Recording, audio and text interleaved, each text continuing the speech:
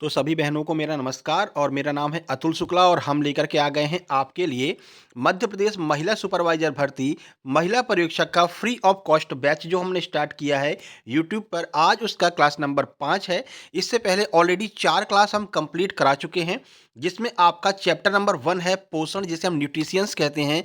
इसका पूरा आपको थ्योरी करा चुके हैं और एमसीक्यू भी करा चुके हैं। आज इसका क्लास नंबर 5 हम लेकर के आए हैं, जिसमें सेकंड चैप्टर जो कि आपका कुपोषण है, इसको हम कंप्लीट करने का प्रयास करेंगे, ठीक है? साथ ही साथ में शुक्ला सर की रामबाण पीडीएफ भी आपको अवेलेबल हो जाएगी।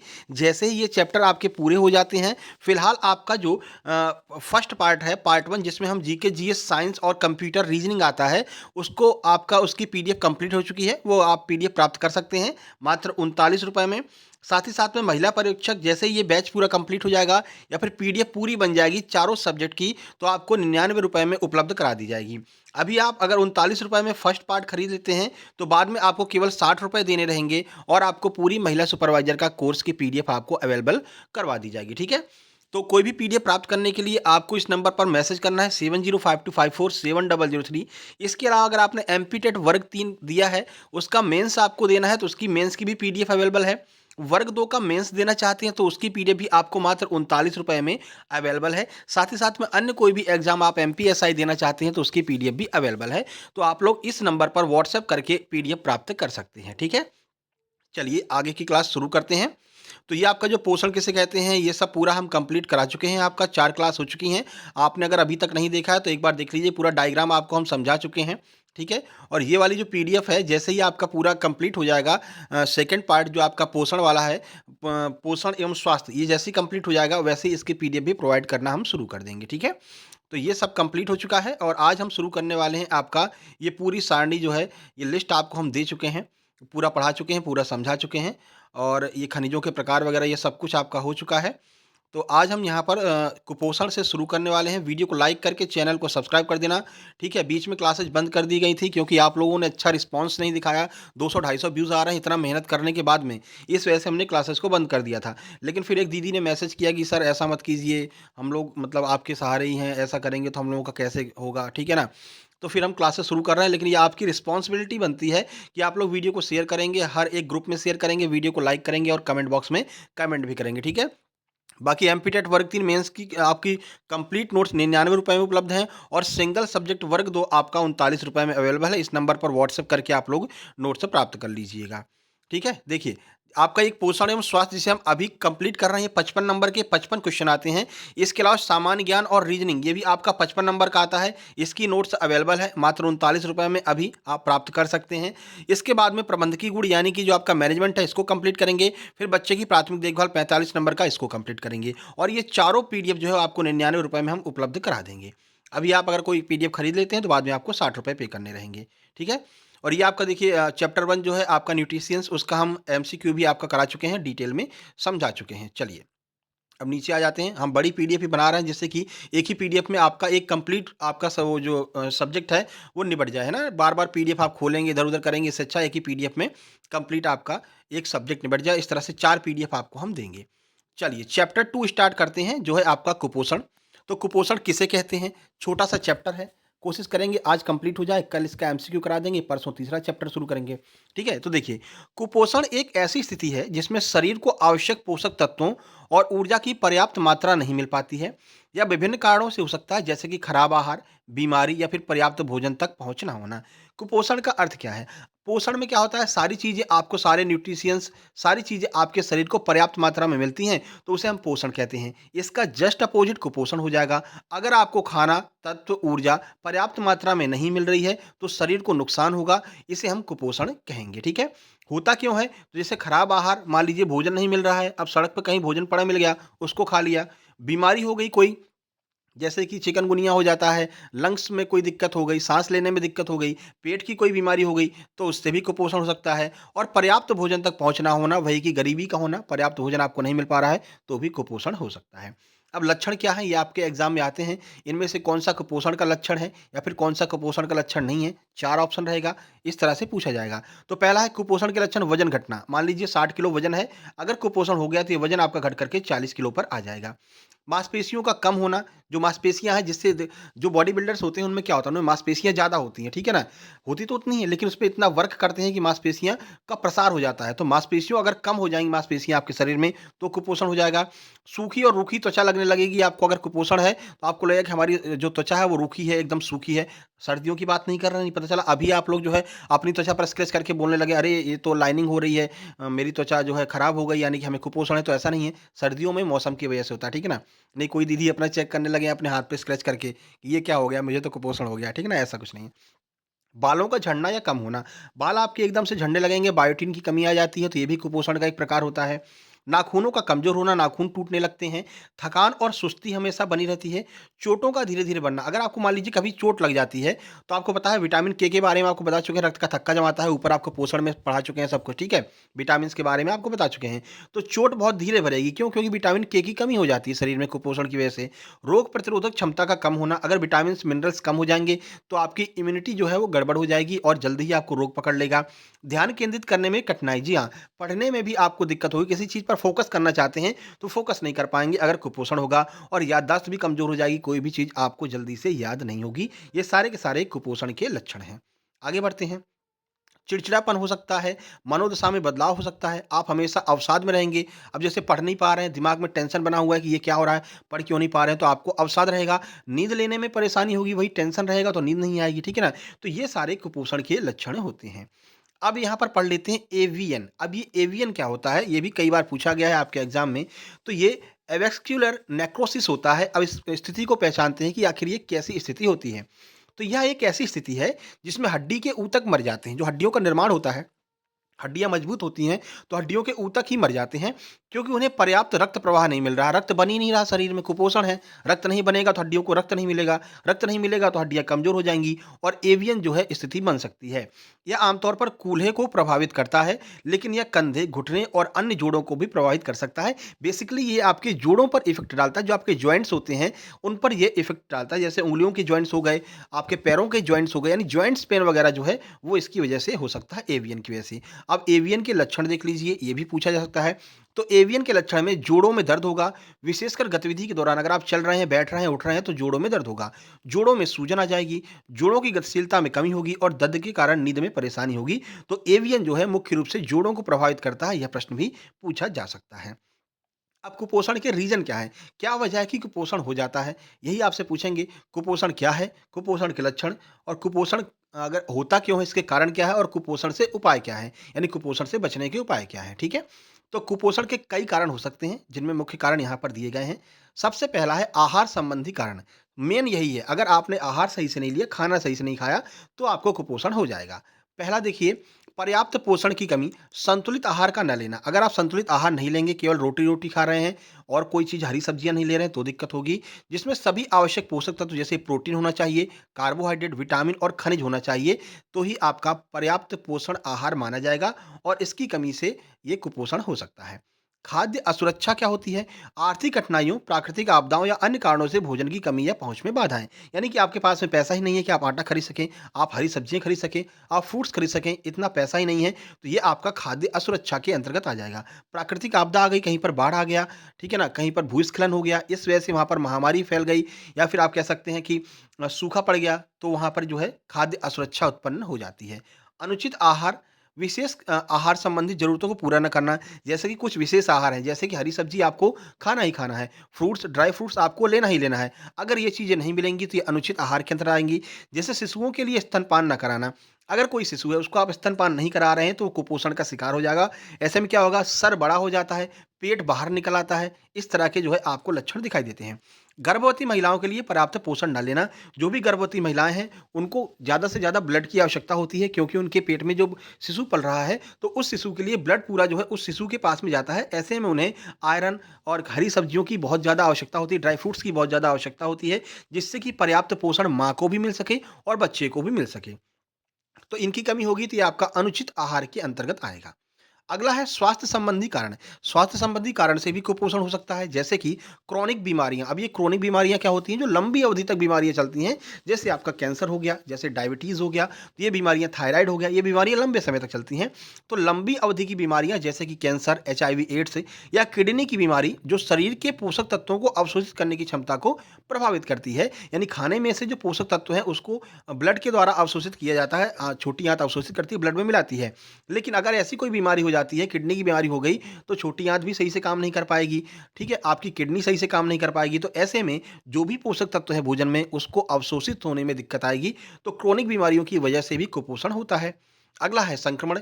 बार-बार होने वाले संक्रमण, जैसे कि दस्त हो गया, निमोनिया हो गया, शरीर के पोषक तत्वों की ज़रूरतों को बढ़ा सकते हैं और कुपोषण के खतरे को भी बढ़ा सकते हैं। अगर किसी व्यक्ति को दस्त होने लगता है, तो उसमें पानी की कमी आ जाती है, ठीक है ना? और निमोनिया हो गया तो पानी की कमी आ जाएगी। तो शरीर के जो पोषक तत्व होते हैं ये तेज़ी से बाहर निकल जाते हैं, जिसकी वजह से भी अगर उनको रिकवरी सही समय पर नहीं की गई, ओआरएस घोल वगैरह सही समय पर नहीं दिए गए, तो फिर कुपोषण के लक्षण सामने आ सकते हैं। अगला है पाचन संबंधी विकार। शुरू में ही आपको बताया था पोषण में ही कि अगर कोई भी खाना-पीना अगर आप खा रहे हैं और वो शरीर में आपके पच ही नहीं रहा है, तो शरीर में लगेगा नहीं। आपको प्रचार भी आपको हमने बताया था, एक सन्यासी बाबा हैं जो प्रचार करने आते हैं। ज़रूरी है ख खाना-पीना ज़रूरी नहीं है, ज़रूरी है खाया-पिया शरीर में लगना, ठीक है ना? तो वो आपका पाचन वाला है। तो पाचन संबंधी विकार जैसे कि सीलिएक रोग हो गया, क्रोहन रोग हो गया, जो शरीर के भोजन से पोषक तत्वों को अवशोषित करने में कठिनाई पैदा कर सकते हैं। इन रोगों की वजह से भी कुपोषण हो सकता है। अगला है सामाजिक आर्थिक कारण। सामाजिक आर्थिक कारण का मतलब क्या है? गरीबी। गरीबी सही बात है, गरीबी होगी तो आप कितना भी खाना चाहें, आपके पच भी रहा है, सब कुछ हो रहा है, लेकिन पैसा ही नहीं है तो कहाँ से लोगे? तो आर्थिक कठिनाइयों के कारण पर्याप्त पौष्टिक भोजन की पहुँच में कमी होती है। सामाजिक असमानता होती है। कुछ समूहों जैसे कि आदिवासी समुदायों या शहरी गरीबों को कुपोषण का अधिक खतरा हो सकता है। क्योंकि इनके पास में पर्याप्त सुविधा नहीं होती है। स्वास्थ्य सेवाओं तक पहुँच ना होने पर भी समय पर उपचार और पोषण संबंधी सलाह ना मिलने से ये बाधाएँ होती हैं, और अगर समय पर पोषण संबंधी सलाह मिल जाए तो ये बाधाएँ दूर हो सकती हैं। इसीलिए सरकारी जो आपके अस्पताल होते हैं, उन पर समय-समय पर कैंप का आयोजन किया जाता है कि आपको पोषण के बारे में, स्वास्थ्य सेवाओं के बारे में उपलब्ध जानकारी जो है सही से आप तक पहुँच सके और आप उस जानकारी को ग्रहण करके उस हिसाब से काम कर सकें, जिससे कि कुपोषण का खतरा ना हो। अब देखिए, कुपोषण के कारण जटिल हो सकते हैं और अक्सर यह एक साथ कई कारक शामिल होते हैं।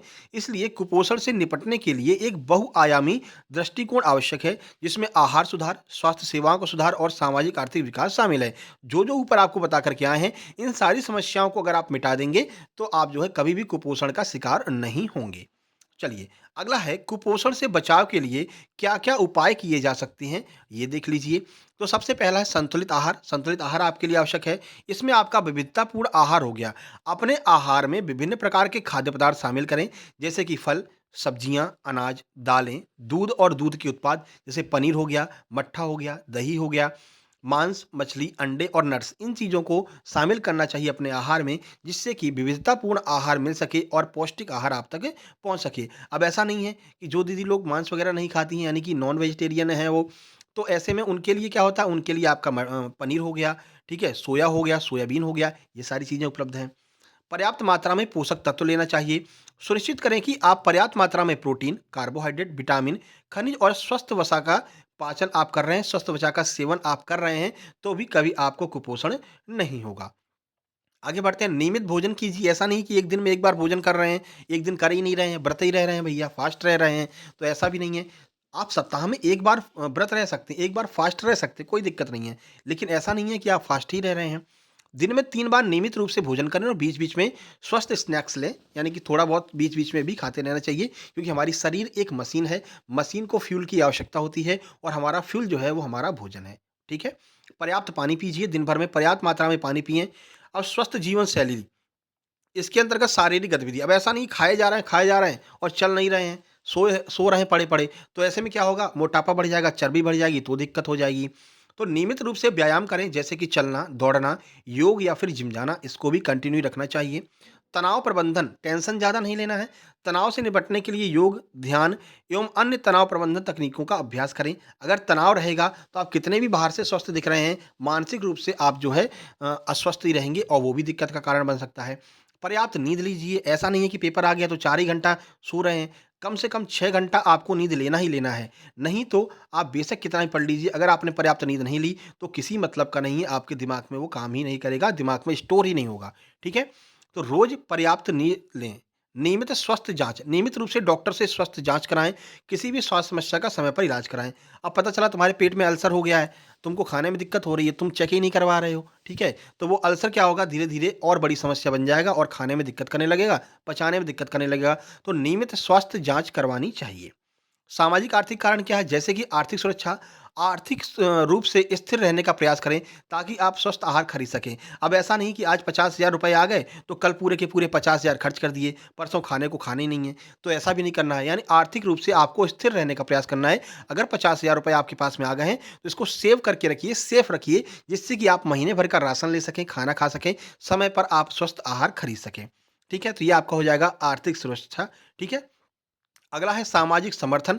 परिवार और दोस्तों के साथ मजबूत संबंध बनाए रखें, जो आपके मानसिक और भावनात्मक स्वास्थ्य को सकारात्मक रूप से प्रभावित करते हैं। अब ऐसा नहीं कि हम तो किसी से रिश्ता ही नहीं रखेंगे, हमें परिवार से मतलब नहीं है, हमें दोस्तों से मतलब नहीं है, तो भी आप मानसिक रूप से विकलांग हो जाएँगे, मानसिक रूप से आप अस्वस्थ रहेंगे, अगर आपने अपने कोई दोस्त नहीं बनाए, अगर आप परिवार से संबंध बनाकर नहीं रखते हैं। क्योंकि कोई समस्या आएगी, आप किसी को बताएँगे नहीं, अपने में ही घुटते रहेंगे, तो वो भी एक कारण बन जाता है।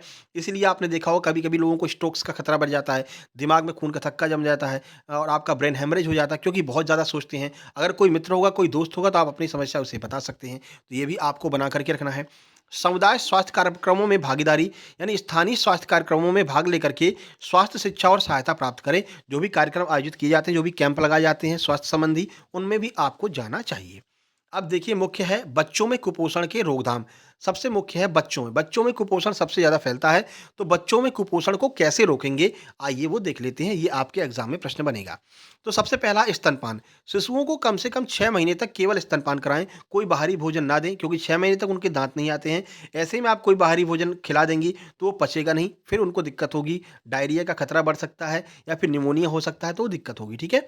तो 6 माह तक केवल माँ का दूध पिलाएँ। माँ के दूध में कौन-कौन से तत्व पाए जाते हैं, कोलेस्ट्रॉल क्या है, ये आपको हम न्यूट्रिशन वाले ऊपर वाले वीडियो में बता चुके हैं, ठीक है? पूरा वीडियो देखिएगा, आपको हमने अलग से प्लेलिस्ट बना दी है आपके लिए, वो प्लेलिस्ट खोलिए, पूरी वीडियो देखिए। पूरक आहार, 6 महीने के बाद स्तनपान के साथ-साथ उचित पूरक आहार भी शुरू करें। 6 महीना हो जाए उसके बाद में आप दलिया दे सकते हैं, आप क्रैक्स दे सकते हैं और जो आपका सेरेलैक वगैरह आता है या फिर छोटे-छोटे जूस हो गए जैसे कि आपका मौसम्मी का जूस हो गया या फिर आपका दाल का जूस हो गया, तो ये सारी चीज़ें भी आप पूरक आहार के रूप में दे सकते हैं। इसके बाद में अगला है स्वच्छता। अच्छे स्वच्छता अभ्यास का पालन करें। स्वच्छता सबसे ज़्यादा ज़रूरी है। अगर स्वच्छता नहीं रहेगी तो बालक को समस्या हो सकती है। मान लीजिए उसने डायपर में पोटी कर ली, ठीक है ना? अब देखो हम तो पूरा समझाएँगे आपको, ठीक है? जिससे कि आपके दिमाग में बिल्कुल फिक्स बैठ जाए, कोई दिक्कत ना हो और एक बार आप नोट्स पढ़ लें तो एकदम क्लियर हो जाए और आप एग्ज़ाम को किसी भी हालत में क्वालीफ़ाई करके अपना एक रैंक हासिल करें। तो अगर किसी ने मतलब बच्चे ने पोटी कर ली, अगर आपने डायपर चेंज नहीं किया, मतलब कि अस्वच्छता फैलाए रखे, उसको कोई ना कोई बीमारी हो जाएगी, तो फिर आपके लिए समस्या हो जाएगी, ठीक है? तो हाथों को धोना है और स्वच्छ रूप से भोजन को तैयार करना है, जिससे कि कीटाणु ना पहुँच सकें भोजन के अंदर। अगला है टीकाकरण, हालाँकि टीकाकरण के ऊपर अलग से चैप्टर है, उसको हम बाद में आपको पढ़ाएँगे। फिलहाल हल्के-फुल्का बता दे रहे हैं। तो बच्चों को समय-समय पर आपको टीकाकरण कराना है। जब आप जाएँगे आंगनवाड़ी में तो आपको एक लिस्ट देते हैं, उस लिस्ट के अनुसार भाई 3 महीने पर बच्चे को टीका लगेगा, 9 महीने पर लगेगा, 6 महीने पर लगेगा, तो टाइम टू टाइम आपको टीका लगवाना है। यदि आपको या आपके परिवार को किसी सदस्य को कुपोषण के लक्षण दिखाई देते हैं, तो तुरंत डॉक्टर से संपर्क करना है। डॉक्टर आपको हीमोग्लोबिन की गोली, आयरन की गोली, ये सब गोलियाँ दे देंगे, तो आप वापस से सही हो जाएँगे। बच्चों में कुपोषण का उपचार कैसे कर सकते हैं? तो बच्चों में कुपोषण का उपचार कई कारकों पर निर्भर करता है, जैसे कि कुपोषण की गंभीरता, यानी कितना उसको कुपोषण है। बच्चे की उम्र और समग्र स्वस्थ स्थिति, यानी उसकी स्थिति क्या है, किस स्तर पर उसको कुपोषण हुआ है। तो कुछ सामान्य उपचार कौन-कौन से हैं, वो देख लेते हैं। सबसे पहला है पोषण संबंधी उपचार, तो उसमें आपका कौन-सा हो जाएगा, संतुलित आहार। इसको पढ़ा चुके हैं, आपको समझा चुके हैं, एक बार जल्दी से देख लेते हैं। तो बच्चों को संतुलित आहार प्रदान करें, जिसमें प्रोटीन, कार्बोहाइड्रेट, विटामिन, खनिज और स्वस्थ वसा शामिल होना चाहिए। अतिरिक्त कैलोरी, बच्चों को अतिरिक्त कैलोरी चाहिए क्योंकि उनके शरीर का विकास बहुत तेज़ी से होता है, बच्चों का शरीर और मानसिक विकास तेज़ी से होता है, तो ऐसे में आपको बच्चों को पर्याप्त प्रोटीन और कैलोरी वगैरह देना रहता है। यदि बच्चा गंभीर रूप से कुपोषित है तो उसे अतिरिक्त कैलोरी की आवश्यकता हो सकती है। इसके बाद में विटामिन और खनिज, तो डॉक्टर की सलाह पर बच्चे को आवश्यक विटामिन एवं खनिज पूरक के रूप में दे सकते हैं। अगला है चिकित्सकीय उपचार, यानी कि अगर समस्या हो ही गई है कुपोषण की, तो अब आपको डॉक्टर के पास ले जाना है। सबसे पहले संक्रमण का उपचार कीजिए। यदि कुपोषण संक्रमण के कारण है तो संक्रमण का इलाज किया जाएगा। दस्त का उपचार, मान लीजिए बच्चे को बहुत ज़्यादा दस्त हो रहा है, डायरिया हो गया है, तो ये दस्त के कारण कुपोषण हो रहा है तो दस्त का उपचार किया जाएगा। अन्य स्वास्थ्य समस्याओं का उपचार, जैसे कोई अन्य समस्या हो गई तो उसका भी इलाज डॉक्टर करेंगे, तो डॉक्टर को भी आपको दिखाना है। नंबर 3 है स्तनपान, तो शिशुओं के लिए स्तनपान जितना संभव हो सके शिशुओं को कम से कम 6 महीने तक केवल आपको स्तनपान कराना है, यानी माँ का दूध ही 6 महीने तक पिलाना है। पूरक आहार, तो 6 महीने के बाद स्तनपान के साथ-साथ उचित पूरक आहार आपको देना है। सामुदायिक स्वास्थ्य कार्यक्रम देख लीजिए, तो ये आपके एग्ज़ाम में 1 नंबर का 101% आएगा, तो देख लीजिए। पहला है पोषण शिक्षा, तो माता-पिता और देखभाल करने वाले को पोषण शिक्षा प्रदान करें, यानी कि उनको पोषण से संबंधित जो शिक्षा है उसको बताइए कि भाई देखो ऐसे-ऐसे पोषण होता है, ये करेंगे तो कुपोषण हो जाएगा। स्वास्थ्य सेवाओं तक पहुँच प्रदान करें, यानी कि डॉक्टर के पास में आसानी से पहुँच सकें। स्वच्छता के बारे में आपको बता चुके हैं। नियमित स्वास्थ्य जाँच, ये भी आपको ऊपर बता चुके हैं, तो इसमें कोई खास बताने की आवश्यकता नहीं है। अलग से हमने इसलिए कर दिया है क्योंकि हो सकता है आपके एग्जाम में पूछ लें और पीडीएफ के टाइम पर आप रिवाइज कर सकें, ठीक है?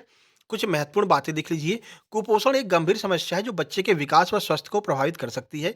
समय पर कुपोषण के प्रभाव को कम करने में अगर आप समय पर उपचार करेंगे तो कुपोषण का प्रभाव कम हो जाएगा। एक संतुलित आहार, स्वस्थ जीवन शैली, नियमित स्वास्थ्य जांच कुपोषण को रोकने में मदद कर सकते हैं।